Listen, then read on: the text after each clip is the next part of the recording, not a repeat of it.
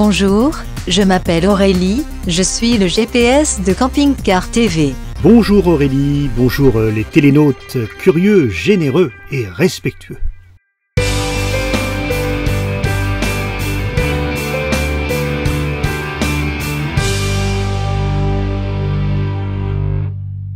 Au bout de la route, dans 200 mètres, nous arriverons à l'aire de service de camping-car des Quatre Vents. Oui, nous sommes dans la commune de Gruissant, dans l'Aude, et à quelques kilomètres de Narbonne, la ville de Charles Trenet.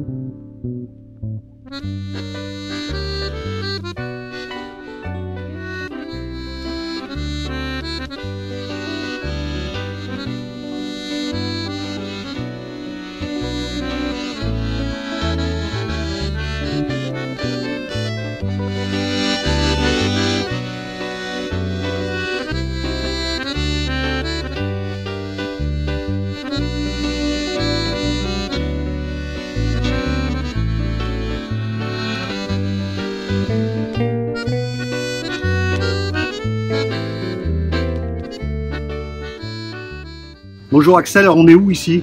Alors on est sur l'aire de Gruissant, l'aire qui s'appelle les 80. Et c'est ouvert toute l'année? C'est ouvert toute l'année, oui exactement. Il y a 3 mois de l'année où c'est gratuit, les mois les plus frais on va dire, pour attirer un peu de monde sur Gruissant, quoi, sur la station.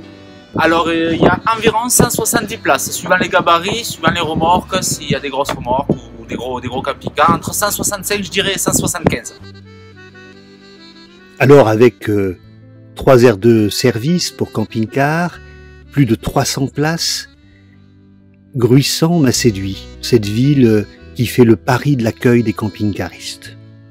J'ai décidé de faire un reportage complet concernant cette localité. Mais je dois vous dire quelque chose. Quand je viens quelque part, je ne préviens jamais de ma venue. Je vais aller rencontrer la responsable de communication de l'Office du tourisme. 2 minutes avant que je ne la rencontre, elle ne savait pas que j'allais venir. Et j'y tiens beaucoup, parce que je suis comme vous, un camping-cariste qui se balade.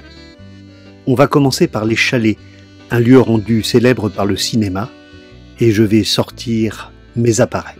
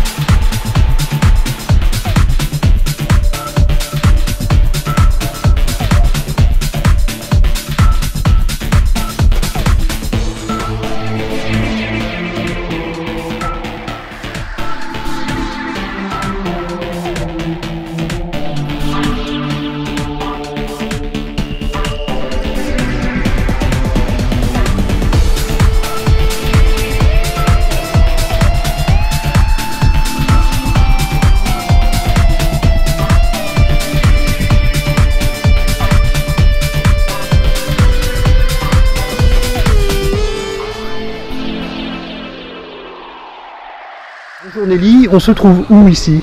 Alors là, vous êtes sur la place des Menhirs, au cœur du port de plaisance de Gruissant. C'est là où vous avez tous les restaurants, bars, c'est vraiment le cœur de vie de la station balnéaire. Alors qu'est-ce qu'il y a à visiter à Gruissant? Beaucoup de choses. Alors l'incontournable, les chalets sur pilotis, rendu célèbre par le film 37 le matin de Jean-Jacques Benex avec la jolie Béatrice Dalle. Vous avez la Tour de Barberousse, c'est le vieux village de pêcheurs. C'est l'un des plus beaux villages circulaires de France, une architecture vraiment très typique du Languedoc-Roussillon. Vous avez d'ailleurs des visites guidées à l'Office de tourisme.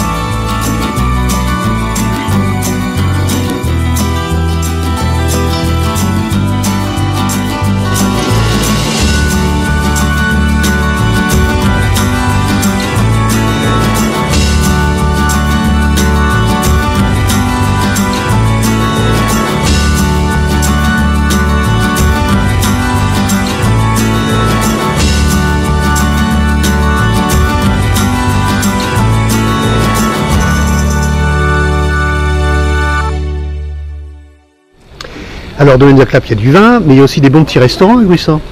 Vous avez beaucoup de restaurants à Gruissant, des restaurateurs qui vont vraiment jouer le jeu des produits d'ici, des restaurants qui vont être labellisés Pays Qatar Sud de France avec des bons poissons frais. En ce moment c'est la saison de l'anguille avec la fameuse bourrite d'anguille qui est une spécialité d'ici. Vous avez vraiment l'opportunité de vous faire plaisir à Gruissant. Bonjour Sabrina, on est où ici? Alors on est au Sarment à Gruissant. Alors qu'est-ce qu'on va trouver chez vous? Alors, on va trouver des viandes au feu de bois et nos spécialités, les grandes brochettes géantes, de poisson ou de viande. Vous êtes là depuis combien de temps? Ça fait 4 ans. Oh, dis donc, le petit futé vous aime bien. Hein. Il nous aime bien, oui. Vous avez combien d'autocollants du petit futé? 1, 2, 3, 4. Et on en a enlevé ceux des années d'avant. Alors qu'est-ce qu'on va trouver chez vous? Alors faites-nous rêver quelques petits plats sympas. Alors déjà le cadre, c'est une ancienne écurie, donc le cadre est très sympathique. Il y a de la déco assez ancienne. On a une cheminée où on cuisine au sarment de bois, d'où le nom du sarment.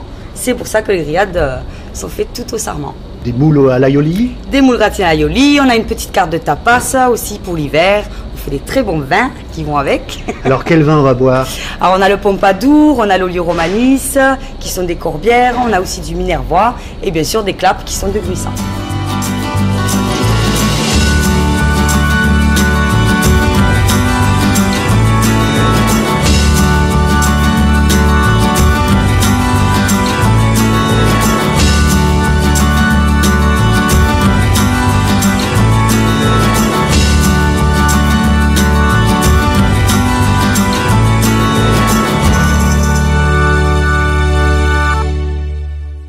Vous avez le port de Plaisance évidemment, les lagunes et le massif de la Clappe. Le massif de la Clappe, c'est 15 000 hectares où se côtoient une faune et une flore vraiment exceptionnelle. Gruissant, on a l'habitude de dire que c'est vraiment un parc d'attractions naturelles. Vous pouvez faire plein d'activités ici, de l'escalade, de l'acrobranche. Alors évidemment, selon la saison, parce que certains de nos prestataires ont commencé à fermer leurs portes, mais vous pourrez trouver toutes sortes d'activités à faire tout au long de l'année. En occitan, à Gruissant, on dit « Alcop Keben ». Et ça veut dire? Ça veut dire à très vite, à très bientôt. C'était super. On est aussi bien accueillis à Gruissant qu'en Bretagne. Oui, et ça fait plaisir que ce soit aussi le cas en Méditerranée. Merci à la commune. Te souviens-tu de la promesse faite la semaine dernière concernant le cochon des Marquises? Bien sûr, je m'en souviens. On le diffuse en quelques secondes. Le temps de dire que on refera un avis d'expert la semaine prochaine parce que vous avez bien aimé. Et on retourne donc au camping Le Moulin de Sainte-Anne. Bonjour Paul Cohumonettini. Bonjour géo-optimiste. Alors, je ne sais pas si j'ai bien prononcé, c'est un nom qui vient des Marquises. Oui, ce nom-là vient des îles Marquises. Oh, je pense que maintenant les noms, c'est les noms comme ça, il y a de moins en moins. Pourquoi? Parce qu'il y a tellement de mélanges, comme il disait. La mondialisation. La mondialisation, voilà, exact. Alors, c'est la première fois de ma vie que je vois traiter un cochon comme ça. Que lui est-il arrivé? Non, c'est-à-dire que pour préparer le cochon, d'abord il faut allumer le feu, il faut mettre le galet volcanique. Vu qu'en métropole, sinon il faut y aller à Clermont-Ferrand pour avoir les galets volcaniques. Là, ce sont des briques réfractaires. Voilà, là c'est les briques réfractaires. Donc c'est aussi bien que les galets volcaniques. D'accord. Alors ce qu'il fait, il faut allumer le feu d'abord, il faut au moins 2 heures de chaleur. Un gros trou, hein, c'est un trou. C'est un trou suivant le nombre de cochons qu'il y aura. D'accord. Là aujourd'hui, on a mis 2 cochons, ce qui fait un trou de 1,40 m par 1,20 m et 50 de profondeur.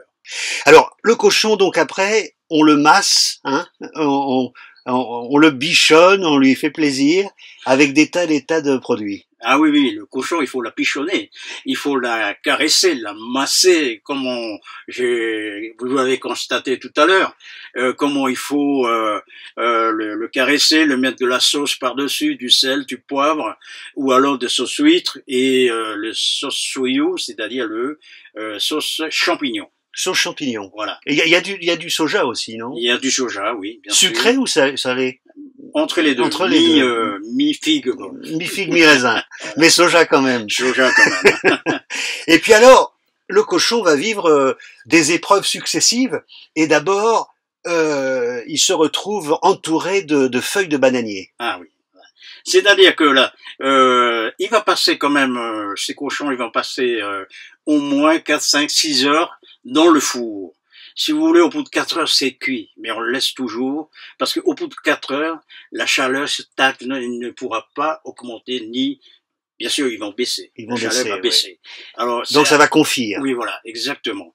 Et pendant 6 heures, on le laisse dans le four, et avant le spectacle, bien sûr, on le retire, le cochon, on fait l'ouverture du four, mais ça fait aussi le spectacle. Bien sûr. Alors, quand même, donc, on l'entoure de feuilles de banane, on le met dans le trou, à même la braise, hein, et là, on recouvre avec des linges humides. Ouais, c'est-à-dire ce sont des sacs de jute, parce que chez nous, en Polynésie, on n'avait pas besoin de tout ça. Parce que pourquoi? Parce que nous avons tellement de feuilles de bananier, ou alors le feuille de palmier tressé. Oui. Alors c'est qui fait. On superpose. Voilà, exactement. Ouais. Ce qu'on a fait aujourd'hui avec des feuilles de laurier platane. Voilà. D'accord. Voilà. Et bien sûr, quelques feuilles de bananier que mon collègue, il avait un peu planté chez lui. Et là, dans 1 mois, il y aura plus de bananiers. Voilà. Et alors, on enterre ensuite tout ça. C'est-à-dire, on remet la terre qu'on avait extrait pour faire le trou par-dessus. Oui, voilà. C'est-à-dire, on met ces sacs-là pour que ce soit bien hermétique, pour que la chaleur ne s'évapore pas. Ou la fumée qui s'évapore. Mais parce que du moment que la fumée s'évapore, et c'est là que votre cochon va être cramé. Et alors, le public est pas au courant de ça. Là, tout à l'heure, vers 21h, il y aura l'ouverture du four. Tous les gens qui sont là n'étaient même pas au courant. Et ils se doutent absolument pas de ce qui va se passer. Non, pas du tout. Merci beaucoup. Merci, Géo. Géo-optimiste. Géo-optimiste. C'est bien ce que vous faites. Merci bien. Merci à vous. Voilà.